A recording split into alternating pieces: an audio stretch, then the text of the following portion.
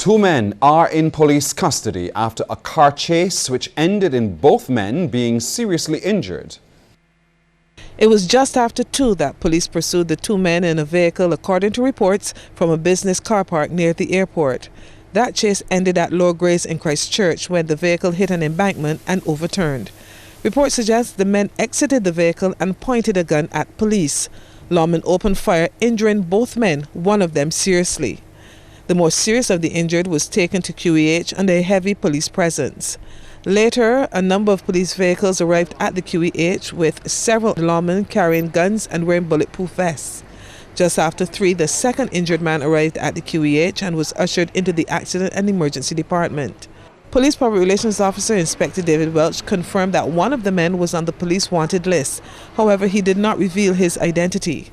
He also told CBC News that an automatic machine pistol was recovered at the scene at Lower Grays. Up to news time, both men were reportedly undergoing surgery at the QEH. Michelle Arthur, CBC News. Well, the police are reporting a decline in robberies and other predatory crimes, as well as a decrease in firearm-related crimes. But Acting Police Commissioner Tyrone Griffith says a recent spike in high-powered assault weapons is a major cause for concern. Peter Thorne reports. Acting Commissioner of Police Tyrone Griffith says reported crimes and robberies so far this year are down. So far this year, there has been a decrease in crime of some 4%. In 2012, there were some 6,878 reported cases, as opposed to 6,607 this year. In this regard, predatory crime, robberies and its akin offenses have seen a significant decline. In 2012, there were some 833 reports. In 2013, 489 reports, a decrease of some 41%. Mr. Griffith says there's also been a 4% decline in firearm-related and other predatory crimes, but notes that a spike in high-powered assault weapons is receiving the force's full attention. Firearm-enabled crimes have shown a decrease by 4%, despite what current feelings are. We are, however, concerned with the recent activities in Howells and Ivy, Britons Hill and New Orleans areas. We continue to employ strategies to curb this lawless activity. So far this year, 74 firearms of various calibers have been seized, as compared to 66 for 2012. In addition, we have seized some 4,500 rounds of assorted ammunition. We are concerned with the number of high caliber firearms that are being recovered, and we have employed strategies to deal with this situation. The Acting Police Commissioner says the recent theft of money from several ATMs has led to collaboration with Interpol and other international law enforcement entities. At present, 2 non-nationals are in custody and will be shortly appearing before the court in connection with these matters. Investigations are at a delicate stage. We are working with our regional and international law enforcement partners in this investigation. We want to reassure the Barbadian public and visitors that the force will continue to work assiduously to provide a safe environment for all. He also says the inability to fingerprint people coming into the island is a cause for concern in the wake of the CCJ ruling in the case of Shanique Murray against Barbados.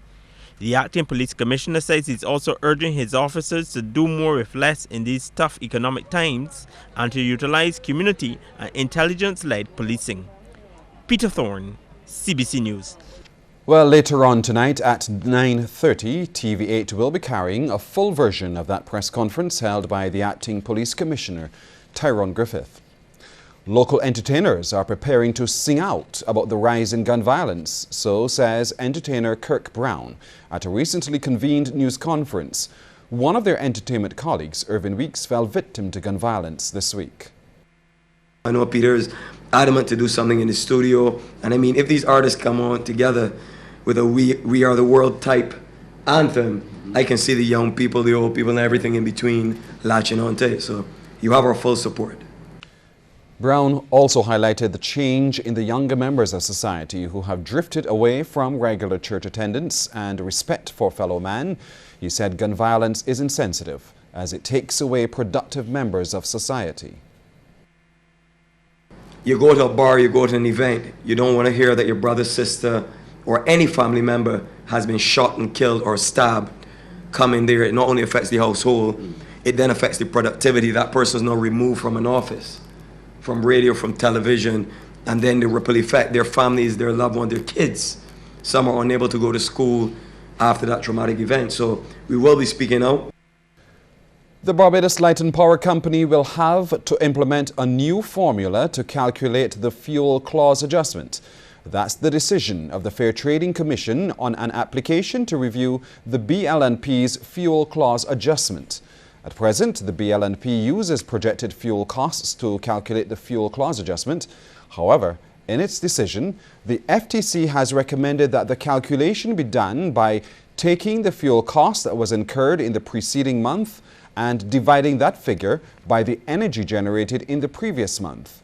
It is expected to go into effect in another 2 months. The calculation would also be adjusted for the estimated system losses incurred by the Light and Power Company and the auxiliary consumption, which represents the previous month's energy sales. In applying the new calculation, the FTC has asked the company to utilize a process of smoothing to avoid rate shock to consumers. Agriculture Minister Dr. David Estwick says a surprising number of households in small and rural communities in the region lack adequate facilities for the proper collection, treatment and disposal of wastewater. He made the comments while delivering the opening remarks of the 9th High-Level Ministerial Forum on Water at the Hilton Hotel, noting that it's essential to protect the environment and the health of the public. Ensuring proper wastewater treatment and disposal are as important for protecting community health as potable water treatment, garbage collection and immunization programs. Untreated wastewater can spread disease and contaminate drinking water resources, both surface and groundwater. However, most people give little thought to what happens to their wastewater, and the availability of safe, clean drinking water is often taken for granted. Cholera and other wastewater-related diseases are generally viewed as threats only for other less developed countries. Dr. Estwick has urged Barbados and the region to guard against similar outbreaks reaching our shores because they could negatively impact our populations and devastate our fragile economies. Identify the key policy issues in the water and wastewater sectors in the Caribbean that may benefit from a regional perspective and approach. To establish a mechanism for facilitating enhanced policy dialogue and discussions at the highest level of water and wastewater challenges and opportunities for the region, and identify potential sources for financing and providing technical assistance to assist in advancing water and wastewater management within this region. Caribbean people are being urged to work together to preserve the history of the region and that of CARICOM. Though being diverse, Trinidad and Tobago's Prime Minister, Kamala Persad-Bissessar, says there are many similarities across this region. The call came as she delivered the 7th alumni lecture of the University of the West Indies at Cave Hill at the Errol Barrow Center for Creative Imagination. The T&T leader lauded the 3 campuses of the UWI for bringing together as one family the many nationalities of CARICOM. She says her stay at Cave Hill helped mold her, and she would not have been where she is today without that experience. To confess that I would quite likely not be where I am today without the Cave Hill experience here on this campus. And so, my friends, it is not simply under the glowing light of fond memories that I say this. Rather, it is because of the success that Cave Hill has helped not only me to achieve, but so many of us, by teaching us not only to accept prevailing thought, but also to challenge concepts and to be confident enough to defy convention with new approaches that better fit modern development. Ms. Persad-Bissessar says that while at UWI, she interacted with several academics who later went on to lead several Caribbean countries. This included late Prime Minister David Thompson, the current leaders Frundle Stewart and Dr. Kenny Anthony of St. Lucia. Responding to a question posed about non-CARICOM nationals taking up high-ranking positions in the region, Prasad Bisesar said this is sometimes the only option. Right now we have a serious shortage of specialized doctors and nurses. So we've advertised, Grenada said they would help us with some nurses, but we still have a very serious shortage. And where those shortages exist, we would have to source personnel from outside of the country, outside of the region, and internationally. And so the policy would be, I would think, once we can find persons within the country and or within the region, that we would want to use that those personnel first before we source persons from outside of the region completely. Several changes have been made to the 2013 edition of the National Independence Festival of Creative Arts, or NIFCA. Culture Minister Stephen Lashley says most of the innovations were based on recommendations from stakeholder meetings held in March. There will be 2 new awards, the Ricky Paris Challenge Shield for the piece that best recognizes black consciousness, and the Bruce St. John Prize that will be given in the theatre speech category. Minister Lashley says the juniors category in the performing arts has also been revamped. There has been some concern about the assessment of junior entries using the same criteria as the adult. The NCF has more clearly separated the junior from the adult category in the disciplines of dance, music, and drama, and theatre as well. And this has been done by introducing different weighting of scores to qualify for gold, silver, and bronze. In the junior category, which is age 7 to 12, in all 3 disciplines, and the under 17 in dance, once enroll exclusively in primary and secondary school-based programs, will also be recognized on the certificates accordingly. And as the festival marks its 40th anniversary this year, the minister says it has the potential to be presented on the international stage. Some of the things that we'll be doing is to not only package NIFCA for export, but to so market NIFCA that we can encourage visitors to come to Barbados just to see a NIFCA performance. And I will be engaging with certainly the National Culture Foundation will be engaging with the Barbados Tourism Authority on this. And we also plan to engage with the Ministry of Foreign Affairs and Foreign Trade through our various embassies and high commissions to start the ball going on how we could get NIFCA exposed to the international world. Well, the most recent edition of NIFCA Winning Words Anthology has been launched. Last night at Pelican Village, Chief Executive Officer of the National Cultural Foundation, Cranston Brown, presented several of the authors whose pieces were included in the work with copies of the book. 25 winning pieces from the Goddard Enterprises Literary Arts 2011 and 2012 competitions have been included in that anthology. And according to editor Robert Sandiford, the pieces all speak to Barbadian and Caribbean society. The entries chosen were selected because, as art, they seek to say something true. With their obvious creativity, their willingness to explore important yet uncomfortable issues with honesty, intelligence, and emotion, with their ability to move us and make us think about what it means to be human in this part of the world in the 21st century. Mr. Sandiford says the pieces can also be used by other artists for their own interpretation. There's work in here fit for a monologue. There's a poem that's waiting to be choreographed. There's material for film adaptations. The sound of drums eager to be heard, perhaps at the next NIFCA. All of this and more you'll find in this particular anthology. Males should not be reluctant to speak out about being abused in domestic violence. This from Barbados Family Planning Association Executive Director George Griffith. He says this silence from men is linked to their socialization. There must be a high level of sensitivity that if a man comes in and says someone did so and so to me, that there would not be any sniggering or any of the remarks we hear about sometimes, that a big man like you let a little woman did so and so to you. No, the whole question of sensitivity will help to make the world of difference. And President of the Barbados Family Planning Association, Jeff Curtin, added that men must take advantage of the male health clinic.